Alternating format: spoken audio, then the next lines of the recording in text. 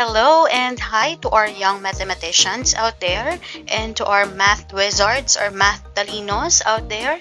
How are you? And I hope you're doing well and good, safe and sound. And I hope all of you are healthy while watching our video lesson for this week. So we are now at quarter 1, week 7 of your mathematics for grade 5. Okay, and what we have here is, I think, a continuation of our lesson last week. So base and height of a parallelogram, triangle, and trapezoid, and formulas for the area of parallelograms, triangles, and trapezoids. Okay, so for day 1, we have here your learning competency. So we have your objective. Okay, to objective, identify the height of a parallelogram, triangle, and trapezoid in different orientation. And for lesson objective 2, find the area of a parallelogram, triangle, and trapezoid in square centimeter or square meter using formulas. Okay, so let's have a quick review on parallelograms, triangles, and trapezoids. Okay, so based from this figure, can you figure, what is the base, the height, and the area of our parallelogram, triangle, and trapezoid?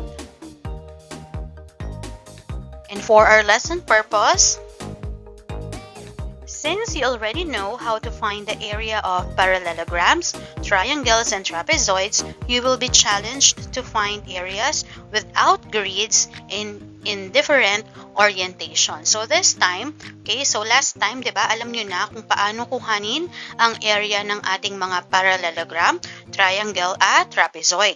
So ngayon, kukunin ninyo yung area ng ating mga shapes na ito na kung saan hindi na tayo gagamit ng grids and in different orientation. So meaning to say, minsan baliktad, hindi ba?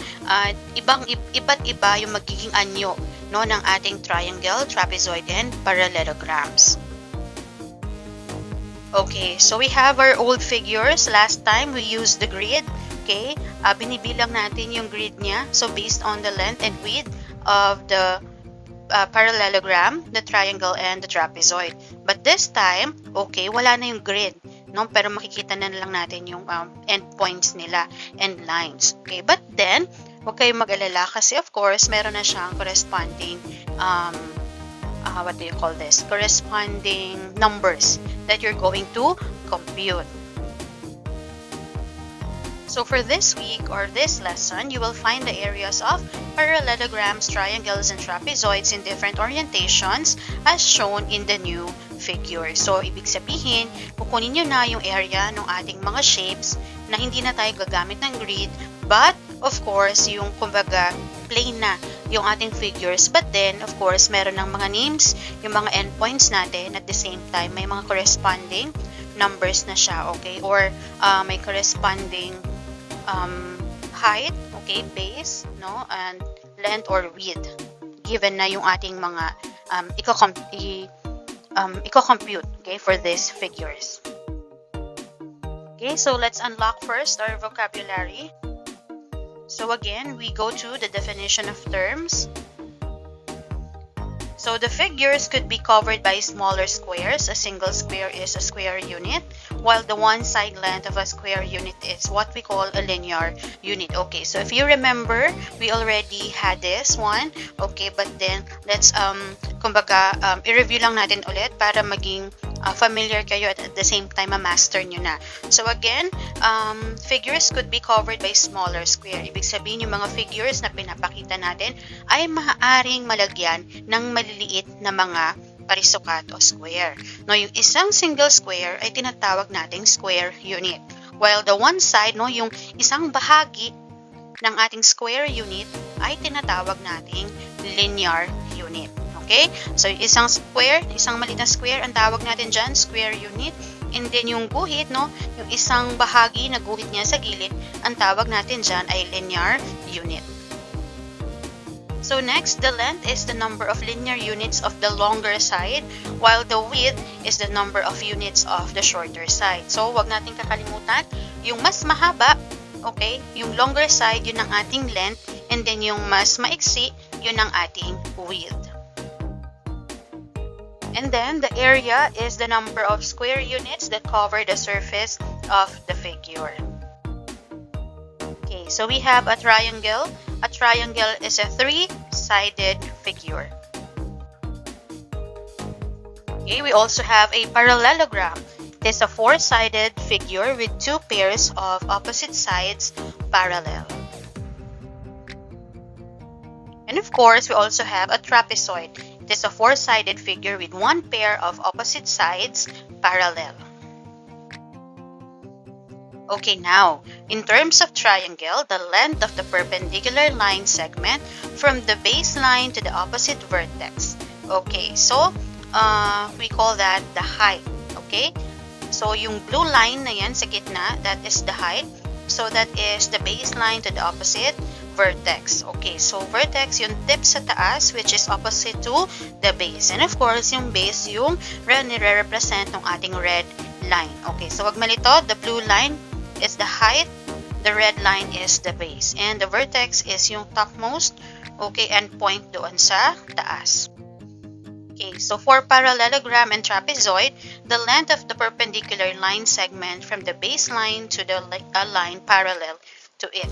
Okay, so yung ating height, okay, we have the base, okay, in terms of the parallelogram, and we have also the side parallel aligned to the base. Okay, so between those lines, okay, from the side parallel to the base, that is the height of the parallelogram. Okay, while for the trapezoid, okay, we see, okay, nakikita natin yung height dyan represented by the blue line, and we have the base 1 for the trapezoid and the base 2. Wag malilito.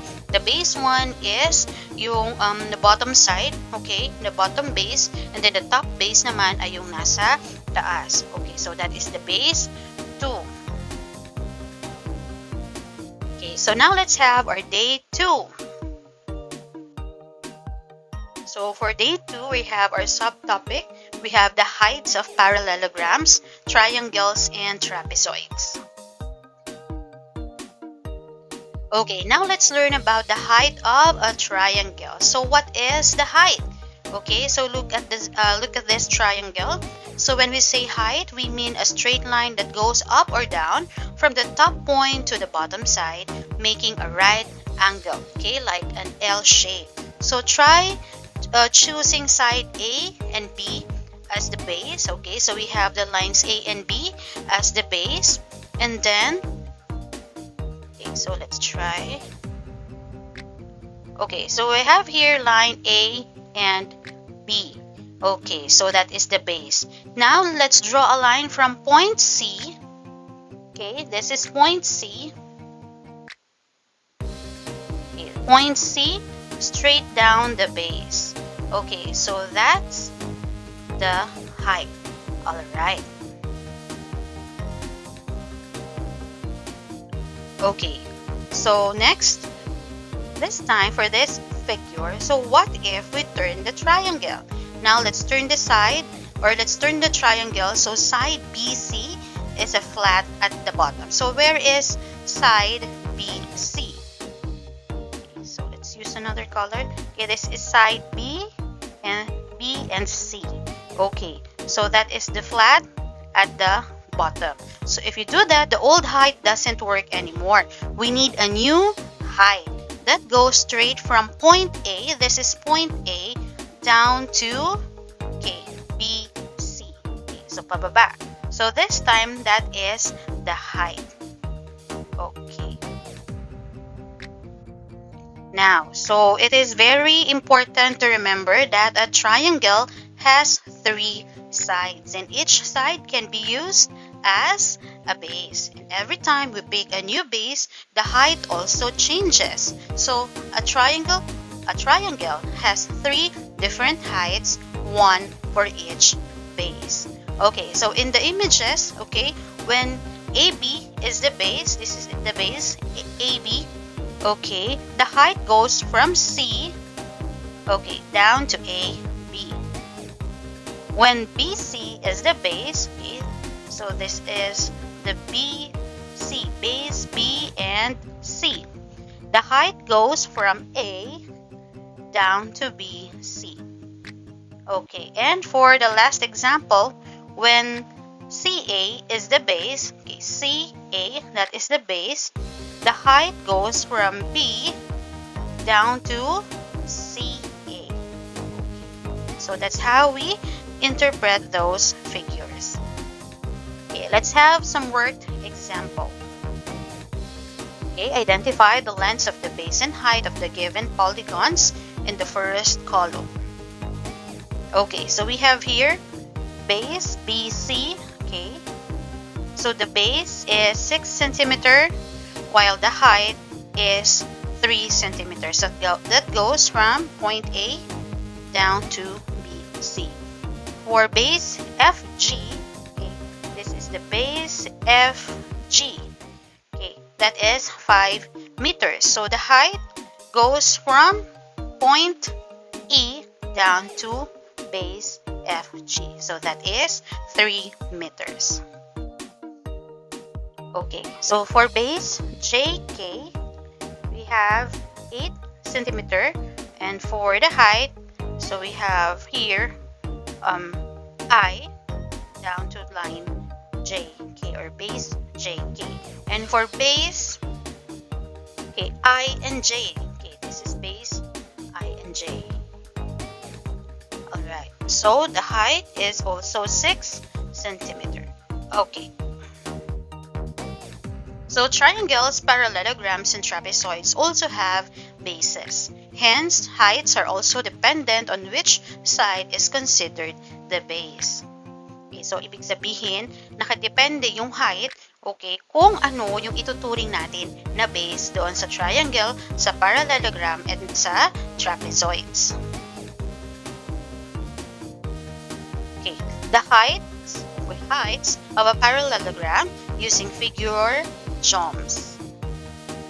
Okay, so we have here base JS. Okay, so the height is from point O to the base JS. Base SM. Okay, this is base SM. So the height is from O, okay, down to the base SM. Okay, base OM. And so the height is from S to base OM. And then base JO. Okay, that goes from point S to the base JO. So, ibig sabihin, depende, okay, depende yung height kung ano yung i-consider natin na base. So, what do we need to remember? Base is the side you choose to lie flat. Height is the line that goes straight up or down from the corner opposite the base. And it must make a right angle or 90 degrees with the base. The height is usually outside or inside the shape, depending on which side is used as the base. Okay, so let's go to the base JS. Yung kanina in-explain na natin. Side JS is lying flat. The height is the red line going straight up from point O to base JS, forming a right angle. Okay, for number 2, base SM. Now, SM is the base. Okay, so ayan yung pinakita natin kanina. And then the height from point J, okay, dropping down to base, or this one is O. Okay, point O dropping from straight down to base SM. And then base OM, okay, OM is the base, the height, okay, drops from point S to base OM. Okay, and base JO, okay, JO is the base, the height comes down from point S to the side JO. So that is the height. Okay, so for our final thought, a parallelogram has 4 sides and any side can be the base. So every time you choose a different base, you'll also have a new height that's always perpendicular to the base. Okay, the height is not the slanted side, it's always the straight line that goes up or down and forms a right angle. Okay, so this time let's identify the lengths of the base and height.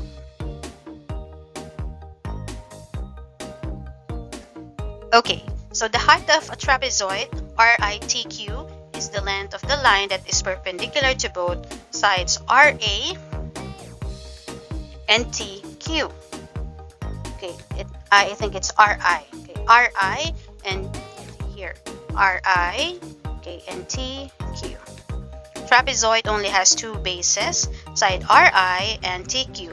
Now sides RQ here and IT are not parallel to each other. Trapezoid RITQ only has one height. The height remains the same regardless of the base being side RI or TQ.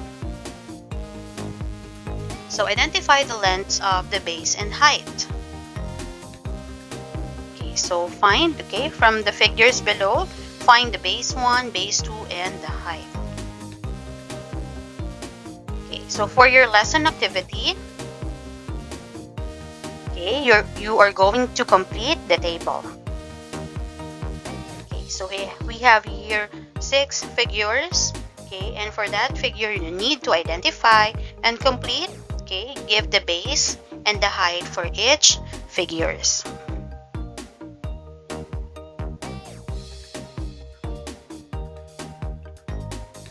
Okay, so for day 3, okay, we're going to talk about areas of parallelograms, triangles, and trapezoids. Okay, so for the explicitation, okay, so we have here, okay, last time, if you still remember, okay, we already had our formula of area for the parallelogram, for the triangle, and trapezoid. So for this table, you're going to give the base, the height based on the figure, give the formula, and plug in the values in the formula. Meaning to say, from the formula, isa-substitute nyo or ilalagay nyo na yung base and height, okay, and then you're going to solve for the area of the parallelogram, the triangle, and the trapezoid. Okay, turn and talk. Okay, for task 8, we have word example. Okay, so we have here, how do we compute the area of parallelogram? So for example 1, okay, we have the given base is 20 centimeter while the height is 12 centimeter. So in getting the area of a parallelogram, our formula is A is equals to base times height. Okay, so A is equals to, okay, let's plug in, okay, the numbers 20 multiplied by 12. The area of the parallelogram is 240 square centimeters. Now for area of a triangle, for our example number 2. So given base is equals to 16 meters and then the height is 15. Okay, so 15, ano? So yung nasa given natin is centimeter, but then yung nasa figure natin is meter. Okay, so yung answer, okay, magiging answer natin, it could be, okay, square meters or square centimeters. Okay, for the formula of the area of the triangle, so how do we solve for the area of a triangle? So area is equals to base times height divided by 2. So now let's plug in the numbers. So 16 times 15 divided by 2. So 16 times 15 is 240. Okay, 240 divided by 2 is equals to 120. So the answer is 120 square meters. Okay, so if you follow, okay, what do you call that? Kapag susundan natin yung sign dito, no, nung ating example 2. Okay, pero dito nga sa taas, yung given ang ginamit ay centimeter. Okay. So for example 3, we have area of a trapezoid. So given, okay, base 1 is 18 feet. Okay, dito feet naman, but then dito sa ating figure, it's centimeters. Okay, so 18 feet, and then base 2, yung nasa taas, that's 12 feet or 12 centimeters. And then the height is 8 feet or 8 centimeters. Okay, for the formula of a trapezoid, area is equals to base 1 plus base 2 multiplied to the height, okay, divided by 2. So now, i-plug in na or kunin na natin yung given numbers. that would be 18 plus 12 times 8 divided by 2. So that would be 20. So 18 plus 12 is 20 multiplied by 8 divided by 2. So that will be equal to 160 divided by 2 is equals to 80. So the answer is 80 square feet. Okay, so let's have another lesson activity. Okay, so find the area of the following figures. Okay, so we have here 3 figures. Okay, so napakabait ni teacher kung i-allow niya kayo na to have with you yung formula ng ating parallelogram, triangle, and trapezoid. Okay, but pagdating sa exam, so make sure, no, just to be sure, dapat kabisado nyo yung formula on how to get the area of a parallelogram, a triangle, and a trapezoid. So para hindi magkaroon ng problema. So isa-substitute nyo lang, okay?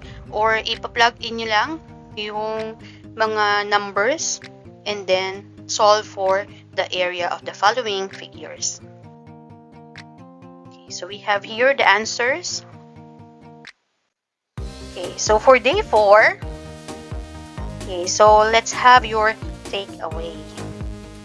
Okay, so what are the steps on how to locate the height and how to find the area using a formula, okay, of a parallelogram, triangle, okay, and trapezoid. Okay. And for your formative assessment, so you can have this. Okay, I think this will be kumbaga yung isa sa inyong activity sheet or worksheet. So that would be your assessment for this lesson.